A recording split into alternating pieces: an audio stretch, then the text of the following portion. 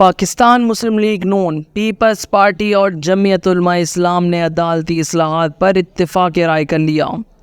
صدر نون لیگ نواز شریف کی میزبانی میں ان کی رہائش گاہ جاتی عمرہ میں سیاسی قائدین کے اعزاز میں عشائیہ دیا گیا، جس میں صدر مملکت آصف علی زرداری، پیپلز پارٹی کے چیئرمین بلاول بھٹو زرداری اور جمعیت علماء اسلام کے سربراہ مولانا فضل الرحمان شریک ہوئے۔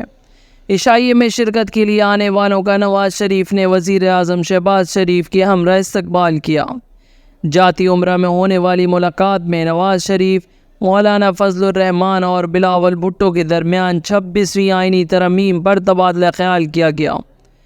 عدلیہ سے متعلق آئینی ترمیم پر 3 پارٹیوں کا اتفاق رائے ہو چکا ہے۔ نائب وزیر اعظم اجلاس کے بعد میڈیا سے گفتگو میں مولانا فضل الرحمان کا کہنا تھا کہ JUI آئینی ترمیم پر مشاورت کے لیے PP سے ملے گی۔